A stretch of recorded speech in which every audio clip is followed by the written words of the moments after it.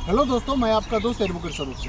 दोस्तों, मैं इस वीडियो में बैंक के जो रिकवरी एजेंट होते हैं और बैंक का रिकवरी एजेंट के थ्रू जो लोन लेते हैं, अगर मान लो कि 2-3 ईएमआई उसका एनपीए हो गया और नॉन परफॉर्मिंग एसेट हो गया, उसके बाद वो बैंक का जो रिकवरी एजेंट होते हैं वो इस तरह से परेशान करते हैं, इस तरह से हैरेसमेंट करते हैं, जो कि एक आम नागरिक जो किसी न किसी परिस्थिति के कारण अगर लोन नहीं दे पा रहा है, चाहे उसके फाइनेंशियल सिचुएशन जो भी रहा हो, कुछ एडवर्स सिचुएशन ऐसा रहा हो, जो कि उसका इंटेंशन ऐसा नहीं है कि लोन नहीं देने का, सिर्फ उनकी जो फाइनेंशियल कंडीशन हो जाती है उस सिचुएशन के कारण क्राइसिस में वो चले आते हैं, जिसके कारण वो सफ़र करने लगते हैं फाइनेंशियली।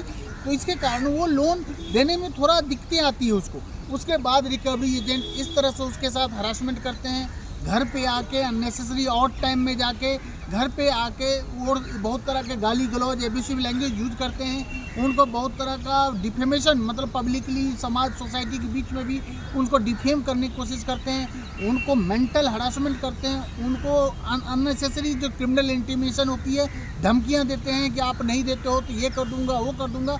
दोस्तों, ये एक तरह से ये गुंडा एलिमेंट की तरह काम करते हैं। ये गुंडा एलिमेंट है और ये गुंडा एलिमेंट के थ्रू बैंक वाले, क्या होता है कि आप पहले ये समझ लो, बैंक वाले जो सिक्योर एसेट होते हैं उनको रिकवरी के लिए एआरसी कंपनी जो एजेंसी होती है ना, उसके साथ उनकी टाइप होती है। एआरसी मतलब क्या? Asset recovery construction company.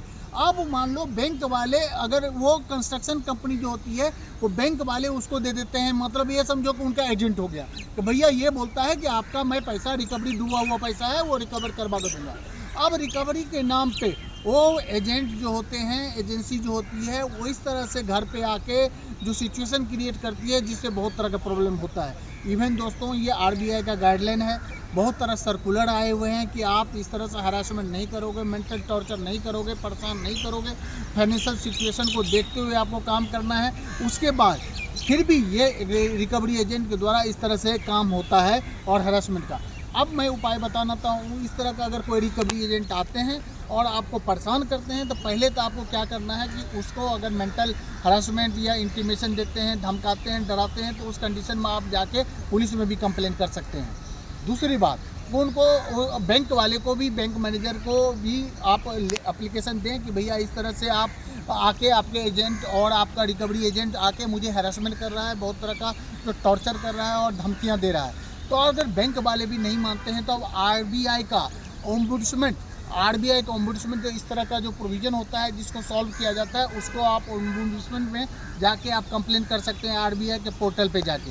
उसके बाद नेशनल ह्यूमन राइट्स कमीशन में भी जाके आप कर सकते हैं। उसके बाद नेशनल कंज्यूमर फोरम में भी जाके आप इस तरह से कर सकते हैं, क्योंकि एक कंज्यूमर के साथ इस तरह से अगर मिसबिहेव किया जा रहा है, मिसट्रीट किया जा रहा है, तो उस कंडीशन में आप नेशनल कंज्यूमर फोरम में भी आप कंप्लेन करें। और इसके बाद आप देखेंगे बैंक वाले के अगेंस्ट में बहुत तरह का सुप्रीम कोर्ट और हाई कोर्ट का गाइडलाइन है दोस्तों।